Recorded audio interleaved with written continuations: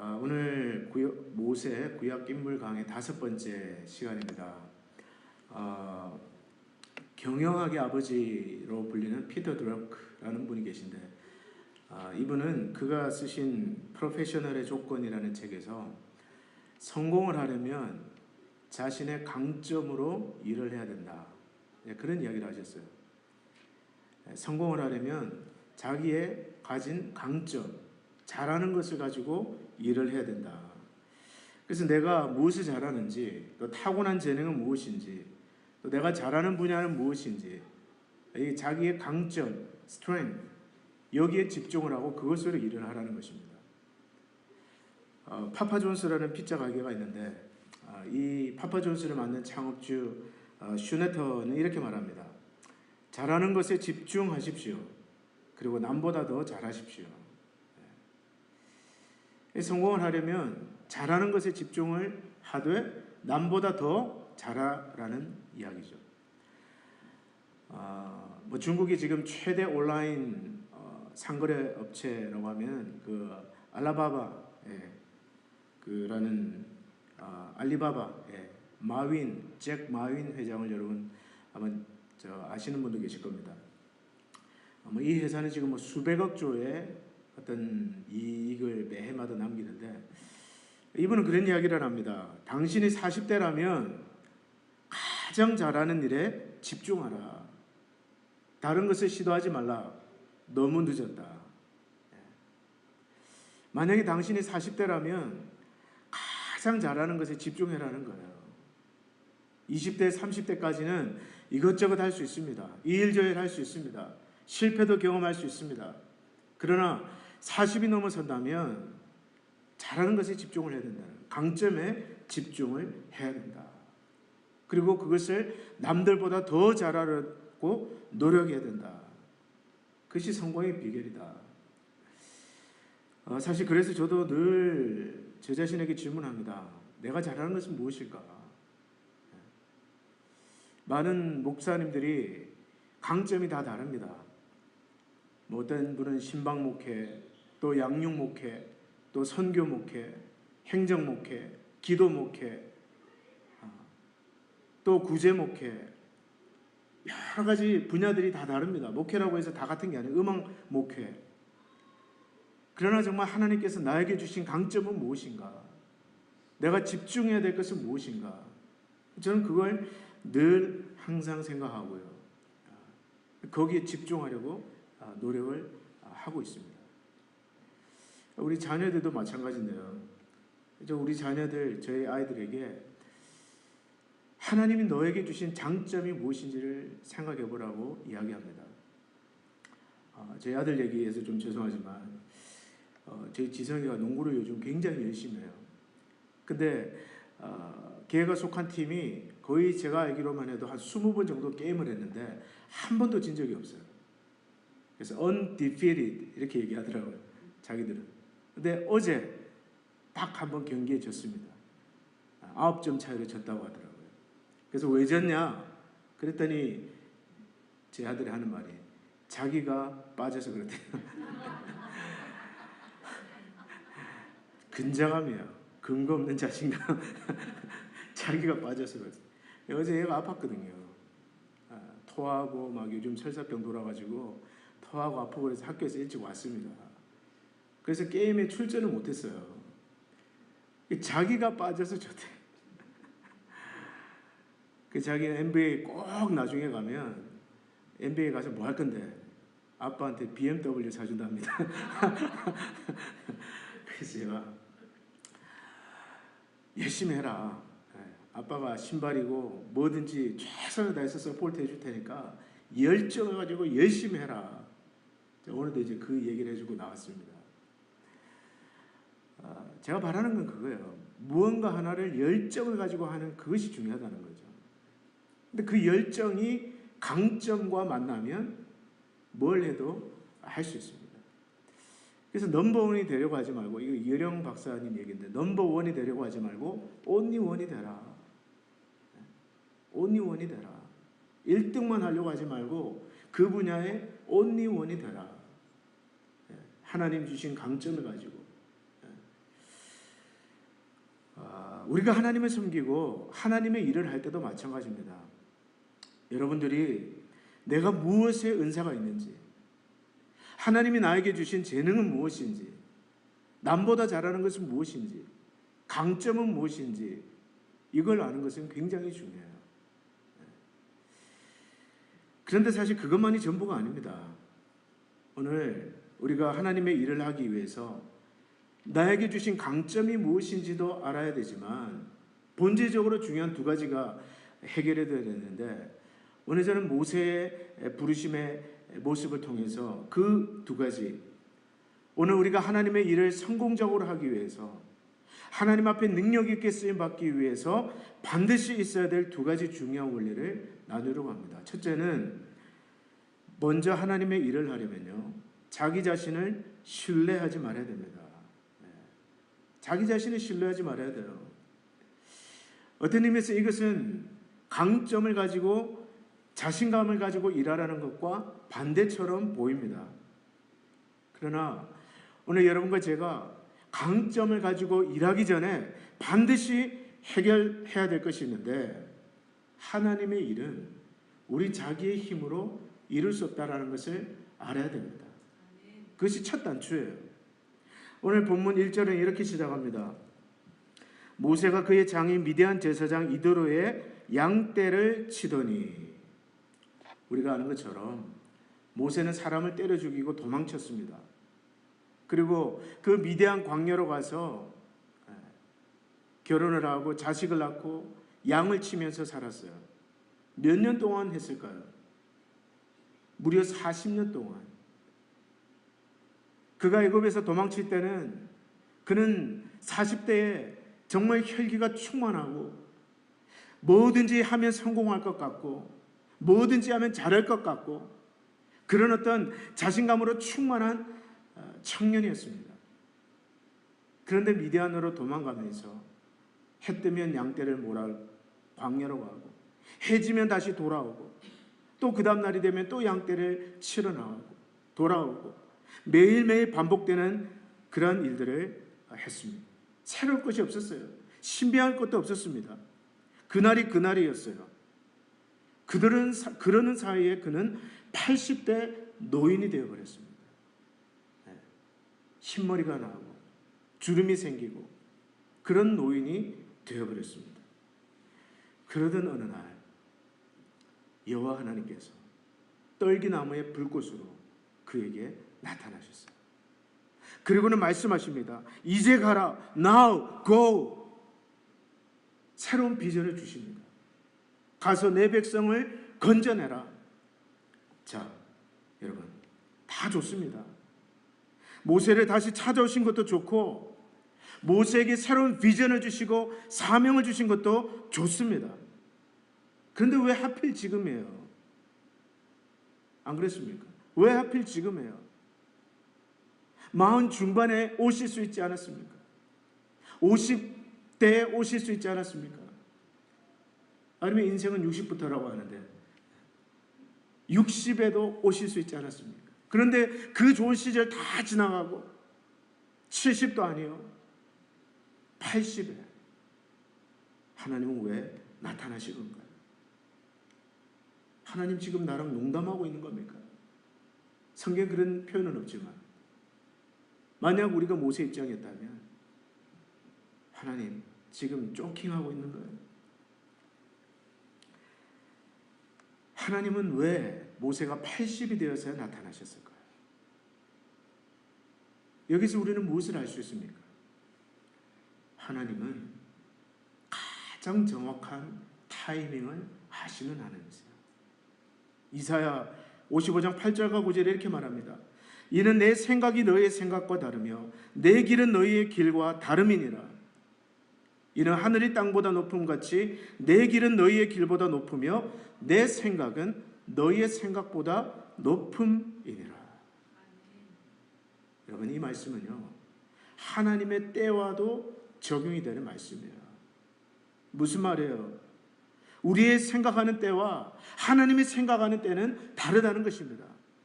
마치 하늘이 땅보다 높은 같이 나의 때와 나의 타이밍과 하나님의 타이밍은 다르다는 거예요.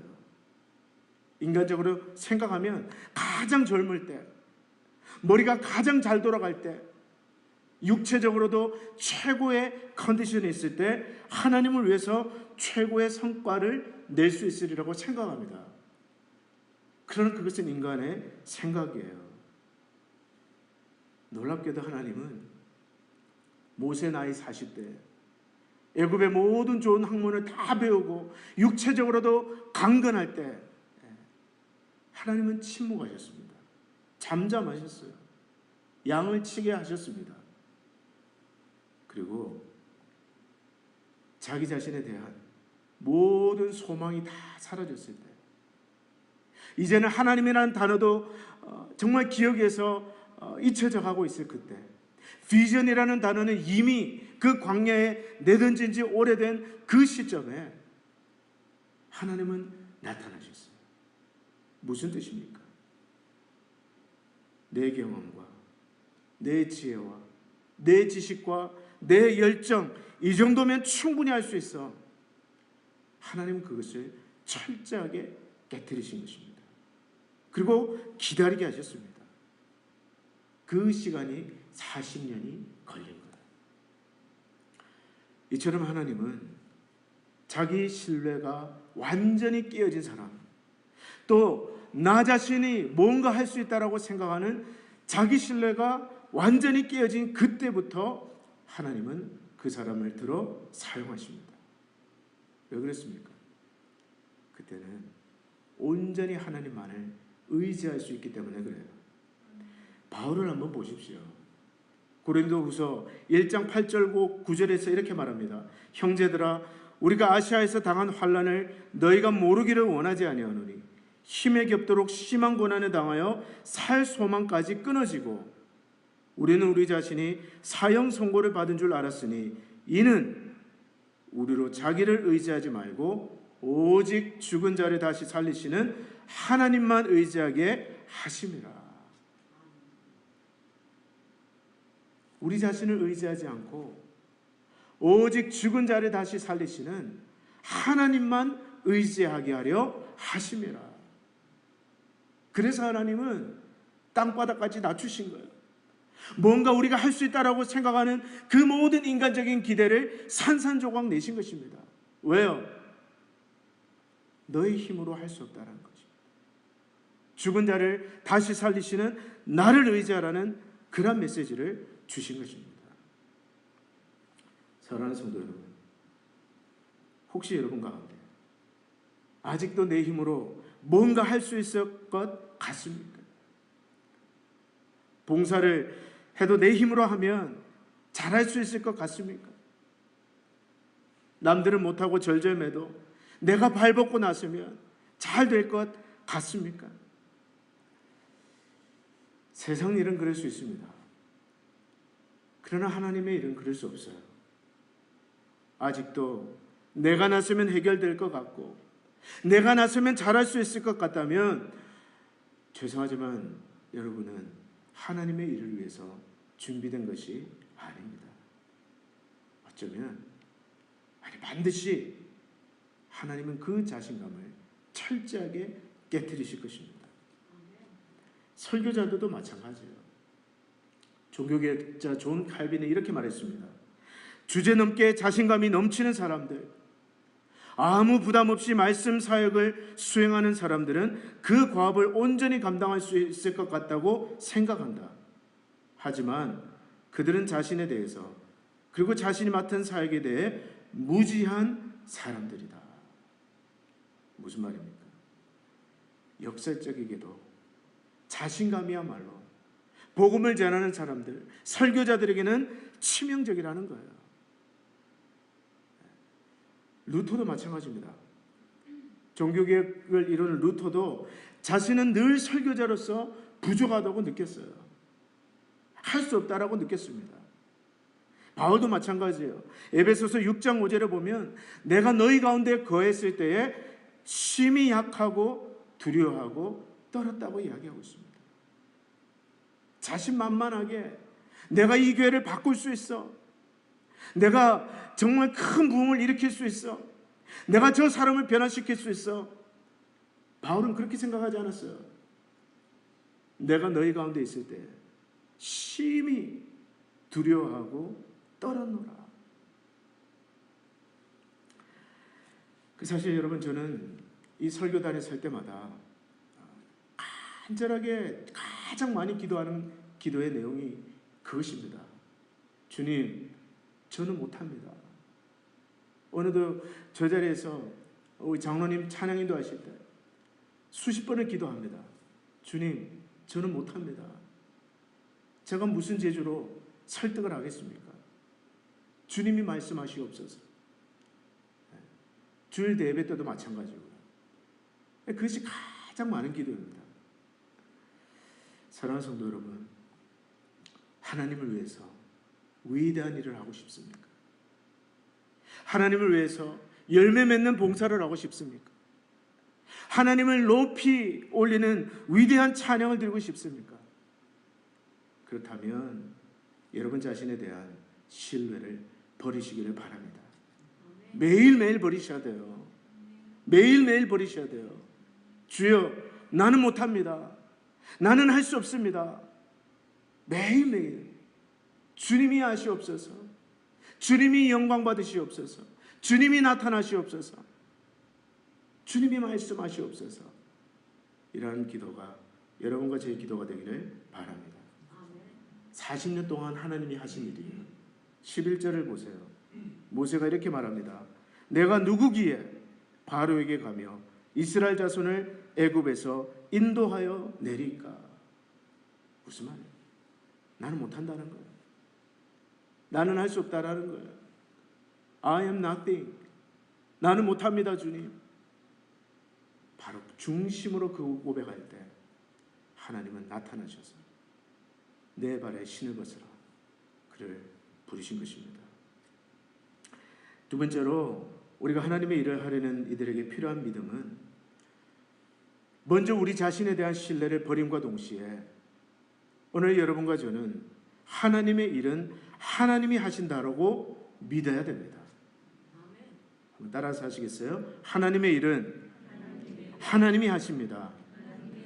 오늘 떨기만 나무의 불꽃으로 여호와께서 나타나셔서 모세에게 사명을 주시는데 7절과 8절 다 같이 한번 읽어봅니다. 7절로 8절입니다. 시작. 여호와께서 이르시되 내가 애굽에 있는 내 백성의 고통을 분명히 보고 그들이 그들의 감족자로 말미암아 부르짖음을 듣고 그 근심을 알고 내가 내려가서 그들을 애굽인의 손에서 건져내고 그들을 그 땅에서 인도하여 아름답고 광대한 땅 젖과 꿀이 흐르는 땅 곧 가나안 족속, 헷 족속, 아모리 족속, 브리스 족속, 히위 족속, 여부스 족속의 지방에 데려가려 하노라. 자, 여러분 이 구절들에서 내 백성의 고통을 분명히 보았다고 하신 그분은 누구십니까? 하나님. 내가 애굽에 있는 내 백성의 고통을 분명히 보았노라. 그리고 그 부르짖음을 누가 들었다고 되어 있습니까? 하나님이 내가 그들의 부르짖음을 들었고 또 누가 내려가서 애굽인의 손에서 그들을 건져내리라고 하셨습니까? 내가 8절 보세요. 내가 하나님이요. 내가 내려가서 내가 건져내고 내가 그들을 젖과 꿀이 흐르는 땅으로 내가 데려가리라. 하나님이에요. 하나님입니다. 여러분 오늘 읽지 않았지만 13절부터 22절까지도 한번 보십시오. 가장 강조되고 가장 강하게 표현되는 단어가 무엇입니까? 내가요. 내가. 9절도 그렇습니다. 이제 가라. 10절 이제 내가 너를 바로에게 보내어 내 백성을 인도하여 내리라. 그리고 12절도 그랬습니다. 하나님 이르시되 뭐라고 합니까? 내가 반드시 너와 함께 있으리라. 내가 I, God. 17절도 마찬가지입니다. 17절도 말합니다. 내가 말하였거니와 내가 너희를 애굽의 고난 중에서 인도하여 내어 젖과 꿀이 흐르는 땅으로 내가 올라가게 하리라. 하나님께서 모세를 부르시면서 모세가 알기를 원했던 그 진리가 바로 이것입니다. 내가 너를 부르지만 이 일은 너보고 하라는 일이 아니다. 너가 가서 바로를 설득하고 너의 힘으로 내 백성을 건져내고 너의 힘으로 젖과 꿀이 흐르는 땅으로 인도하라는 것이 아니라는 거예요. 너는 내 발에서 신을 벗으라. 신을 벗는다는 것은 겸손의 표현입니다. 복종이에요. 순종하는 것입니다. 경외하는 것이에요. 하나님을 경외함으로 순종하기만 하면 나의 위대한 사역을 내가 너를 통해 이루리라는 것입니다. 여러분, 우리가 이걸 잘 알아야 돼요. 하나님의 일은 하나님이 이루십니다. 누구를 통해서요? 순종하는 우리를 통해서. 여러분, 왜 하나님의 일을 하면서 탈진합니까? 왜 번아웃이 될까요? 왜 부담이 될까요? 왜 자꾸 힘이 들까요? 물론 여러 가지 이유들이 있을 수 있습니다. 그러나 내가 하려고 하면 힘이 드는 거예요.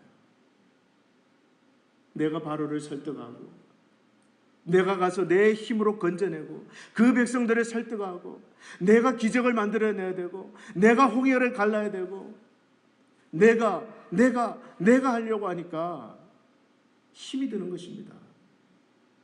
사람을 내가 바꾸려고 하고 문제도 내가 바로잡으려고 하고 내가 풀려고 하고 그 중심에 내가 있기 때문에 우리는 쉽게 지치고요.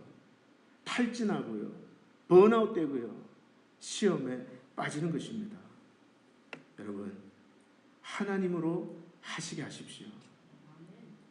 물론 이 말은 나는 그러면 손 놓고 있어도 괜찮다는 말입니까? 그런 말은 아니에요.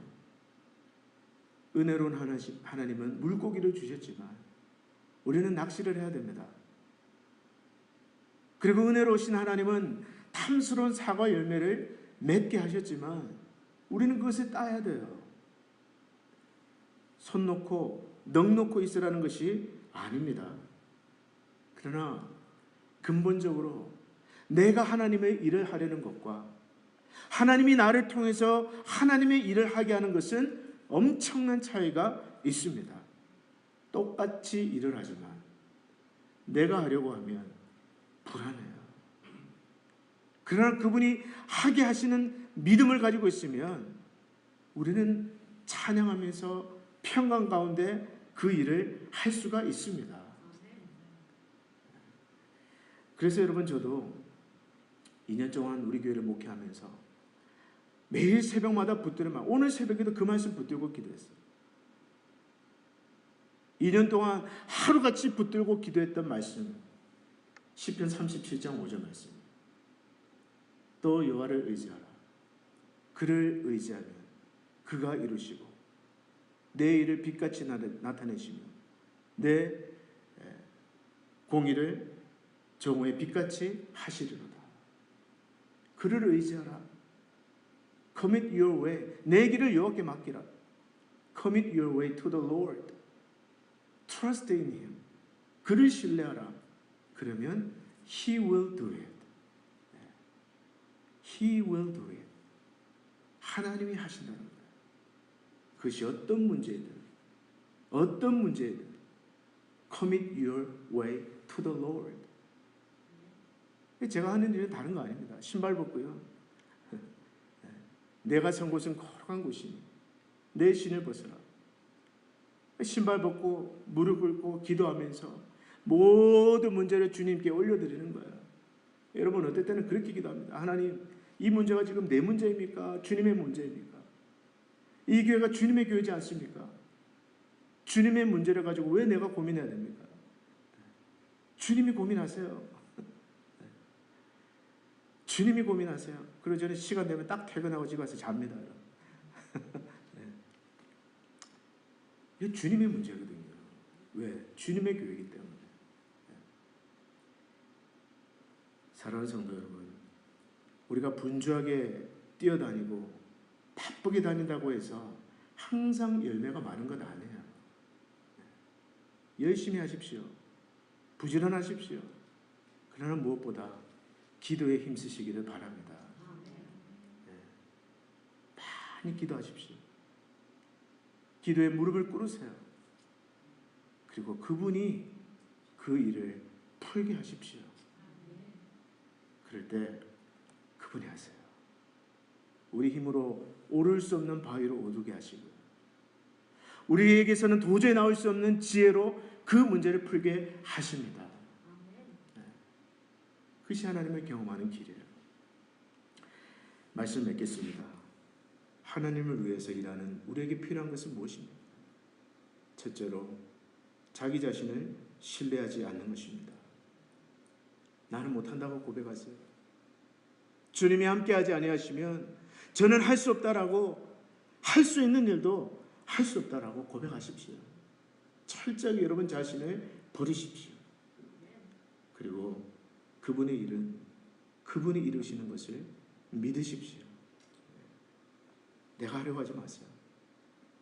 기도에 힘쓰시고요.